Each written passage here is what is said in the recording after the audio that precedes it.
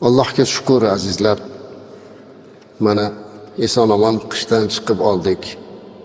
Bahor oylariga, ekin-tekin oylariga keldik. Kattalar, yoshi ulug'lar aytardilar, mana shu hamal kirgan kunlarda hamal kirdi, amal kirdi deyardi. Haqiqatda ham mana amal kirdi, daraxtlar gulladi. Odamlarga bir xursandchilik, ko'ngliga bir ravshanlik beryapti. Qishni zimiston deydilar. Zimistondan chiqishlik bir nurga chiqdik alhamdulillah. Allohdan so'raylikki, bu yangi kunlar mana qadimdan ajdodlarimiz ayni mana shu kunlarini ekin-tikin kuni deb qabul qilishgan. Shuning uchun shu kunlarda bayram qilgan. Buni qilishlikdan maqsad ham o'zi shu. Hammani shu kunda ko'chat ekishlikka amr qilingan. Hamma mana shunday qilingan, hasharlar qilingan, ko'chalar yig'ishtirilgan. Bugun ham Allohga shukr, biz yurtimizda mana shu kun mana ajib bir bayramlik bilan, xursandchilik bilan o'tyapti. Alloh bundan keyin ham hayotimizni xursandchilik bilan qilgan bo'lsin. Bu hijriy shamsiy taqvimi bo'yicha Quyoshning birinchi burjiga, oyning 12 burjidan biri hamalga to'g'ri keladi. Ayni mana shu kunlari demak yangi kun, yangilanish, bu Navro'z keldi degani. Navro'zda bu tojikcha, forschadan tarjima qilsa yangi kun boshlandi degan ma'noda. Bu kunlarda demak hamma qo'lidan kelganicha bir ko'proq ekin ekishlikka harakat qilishlik kerak aslida. Dinimizda daraxt ekishlikka, ko'chat ekishlikka juda katta e'tibor bor. Bittagina hadisini aytay, payg'ambarimiz alayhisolatu vasallam aytadilarki, agar sen deydilar bir ko'chatni ekayotgan bo'lsang, qiyomat boshlanib qolsa, sen ko'chatni ekishni tugatib qo'yaver deydilar. Bo'lmasa nima kerak? Qiyomat boshlanganda bilasizlar, hech narsa qolmaydi. Lekin Rasulimiz alayhisalom buni majoziy ma'noda aytibdilar. Shunchalik e'tiborli bu deb. Sen ko'chatingni ekib qo'yaver deyaptilar. Mashhur sahoba Huzaymi ibn Sobitning o'g'illari aytadiki, bu sahoba, mashhur sahobaning o'g'li aytayaptilar. Bizni uyimizda yerimiz bor edi, bizga qarashlik deydi. O'sha yerga hech narsa ekilmagan edi. Hazrat Umar radhiyallohu anhu xalifalik davrida. Hazrat Umar kelib otamga qarab, "Ma yamna'uka an tafrisa ardak?" Yeringizga bir narsa ekishlikda nima to'xtatdi sizni? Nimaga yeringizga hech narsa ekmayapsiz deb so'radi.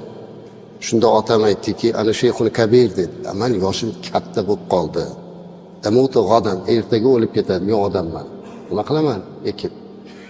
Shunda Hazrat Umar aytdilarki, "A'zimu alayka litagrisanna" dedilar. Ya'ni, "Yo'q, unaqa qilmang" dedi.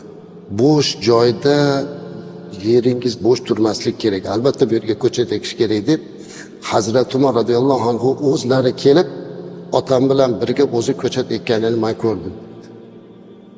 Demak, yerimizni bo'sh joyi bo'lmaslik kerak.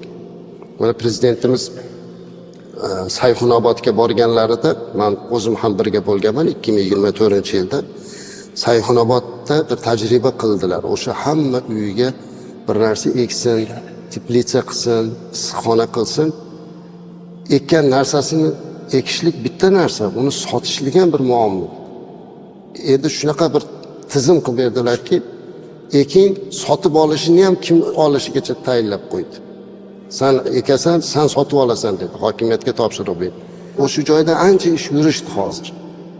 Men Arabistonlarga borganda o'zimizni yerlarimizni eslab juda ham Allohga hamdlar aytaveraman. Ba'zi joylarida bitta daraxtni, bitta ko'chatni o'stirish uchun Arabistonlarda o'sha tomchilab sug'oradigan suvini avval sovuq xonada sovutib, keyin o'tkazishadi. Shuncha qiyinchilik bilan bitta ko'chatni yetkazadi.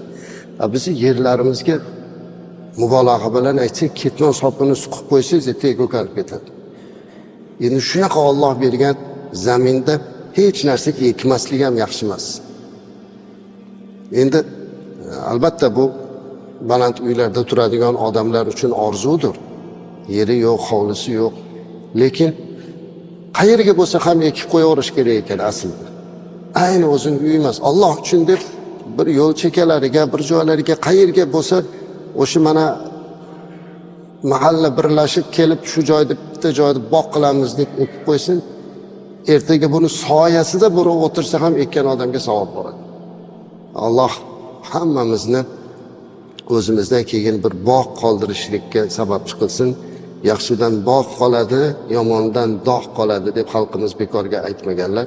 Ilohim hammamizdan bog'i, rog'lar, go'zal koshonalar qolishlikni Alloh nasib qilsin.